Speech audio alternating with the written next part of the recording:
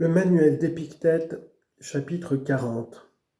Mon ami, considère, premièrement, ce que c'est que tu désires, et ensuite examine ta propre nature pour voir si elle est assez forte pour porter ce fardeau. Tu veux être un pentatle ou un gladiateur, vois tes bras, considère tes cuisses, examine tes reins. Car nous ne sommes pas nés tous pour la même chose. Penses-tu qu'en embrassant cette profession, tu pourras manger comme les autres, boire comme eux, renoncer comme eux à tous les plaisirs? Il faut veiller, travailler, s'éloigner de ses parents et de ses amis, être le jouet d'un enfant, avoir le dessous en tout dans la poursuite des honneurs, des charges, dans les tribunaux, en un mot, dans toutes les affaires.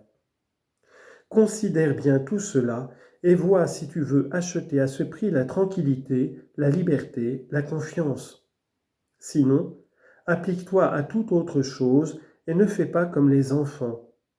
Ne sois pas aujourd'hui philosophe, demain partisan, ensuite rhéteur, et après cela, intendant du prince. Ces choses ne s'accordent point. Il faut que tu sois un seul homme, et un seul homme, bon ou méchant.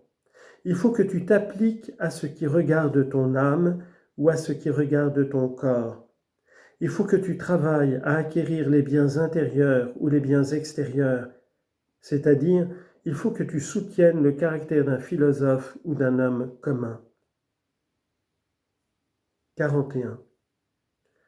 Tous les devoirs se mesurent presque toujours par les différentes liaisons. C'est ton père, il t'est ordonné d'en avoir soin, de lui obéir en tout et de souffrir ses injures et ses mauvais traitements. Mais c'est un méchant père. Et quoi, mon ami? La nature t'a-t-elle lié nécessairement à un bon père? Non, mais à un père. Ton frère te fait injustice? Conserve à son égard le rang de frère et ne regarde pas ce qu'il fait, mais ce que tu dois faire et l'état où se trouvera ta liberté si tu fais ce que la nature veut que tu fasses. Car un autre ne t'offensera, ne te blessera jamais si tu ne veux. Et tu ne seras blessé que lorsque tu croiras l'être. Par ce moyen donc, tu seras toujours content de ton voisin, de ton concitoyen, de ton général, si tu t'accoutumes à avoir toujours ces liaisons devant les yeux. 42.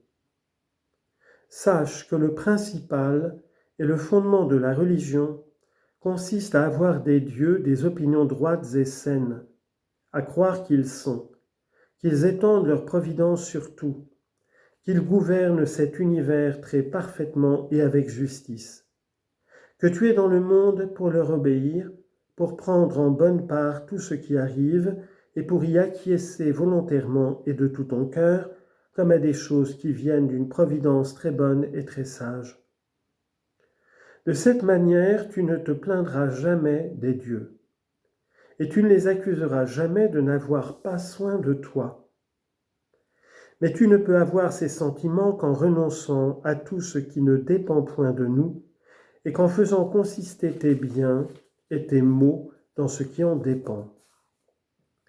Car si tu prends pour un bien ou pour un mal quelque autre de ces choses étrangères, c'est une nécessité absolue que lorsque tu seras frustré de ce que tu désires, ou que tu tomberas dans ce que tu crains, tu te plaignes et que tu haïsses ceux qui sont la cause de tes malheurs. Car tout animal est né pour abhorrer et pour fuir tout ce qui lui paraît mauvais et nuisible, et pour aimer et rechercher tout ce qui lui paraît utile et bon. Il est donc impossible que celui qui croit être blessé se plaise à ce qu'il croit qui le blesse, d'où il s'ensuit que personne ne se réjouit et ne se plaît dans son mal. Voilà d'où vient qu'un fils accable de reproches et d'injures son père quand son père ne lui fait point part de ce qui passe pour des biens.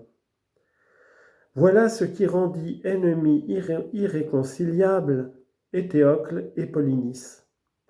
Ils regardaient le trône comme un grand bien. Voilà ce qui fait que le laboureur, le pilote, le marchand maudissent les dieux, et voilà enfin la cause des murmures de ceux qui perdent leurs femmes et leurs enfants. Car où est l'utilité, là est aussi la piété. Ainsi tout homme qui a soin de régler ses désirs et ses aversions selon les règles prescrites, a soin aussi de nourrir et d'augmenter sa piété. Dans ses libations, dans ses sacrifices et dans ses offrandes, chacun doit suivre la coutume de son pays et les faire avec pureté, sans nonchalance aucune, sans négligence, sans irrévérence, sans mesquinerie, et aussi sans une somptuosité au-dessus de ses forces. 43. Quand tu vas consulter le devin, souviens-toi que tu ignores ce qui doit arriver et que tu vas l'apprendre.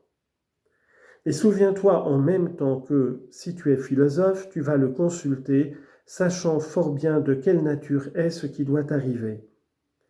Car si c'est une des choses qui ne dépendent point de nous, ce ne peut être assurément ni un bien ni un mal pour toi. N'apporte donc auprès de ton devin ni inclination ni aversion pour aucune chose au monde. Autrement tu trembleras toujours.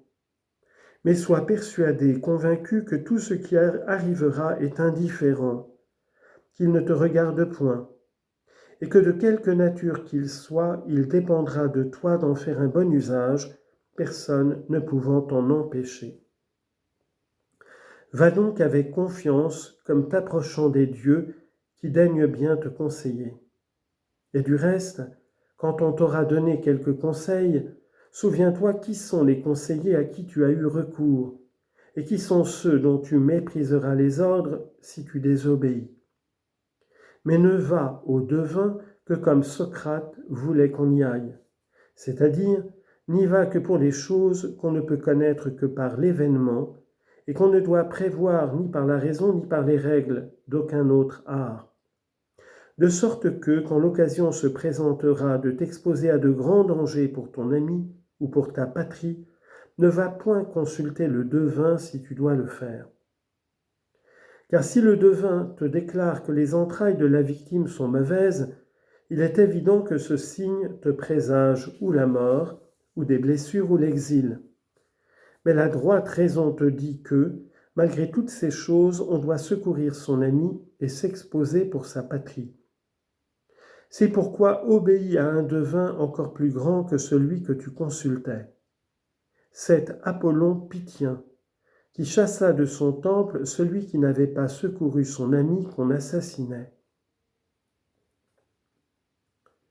44. Prescris-toi désormais un certain caractère, une certaine règle que tu suives toujours quand tu seras seul et quand tu seras avec les autres. 45. Garde le silence le plus souvent ou ne dis que les choses nécessaires et dis-les en peu de mots.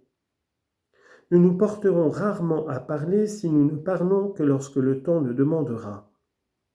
Mais ne nous entretenons jamais de choses triviales et communes. Et ne parlons ni des combats de gladiateurs, ni des courses de chevaux, ni des athlètes, ni du boire, ni du manger, qui sont le sujet des conversations ordinaires. Surtout ne parlons jamais des hommes pour les blâmer ou pour les louer ou pour en faire la comparaison. 46. Si tu le peux donc, fais tomber par tes discours la conversation de tes amis sur ce qui est décent et convenable, et si tu te trouves avec des étrangers, garde le silence opiniâtrement. 47. Ne ris ni longtemps ni souvent, ni avec excès. 48. Refuse le serment en tout et partout si cela est en ton pouvoir, sinon autant que l'occasion pourra le permettre. 49. Évite de manger dehors et fuis tous les festins publics. Mais si quelque occasion extraordinaire te force de te relâcher en cela, redouble alors ton attention sur toi-même, de peur que tu ne te laisses aller aux manières et aux façons de faire du peuple. Car sache que, Si l'un des conviés est impur, celui qui est assis près de lui est nécessairement souillé, quelque impureté qu'il ait par lui-même.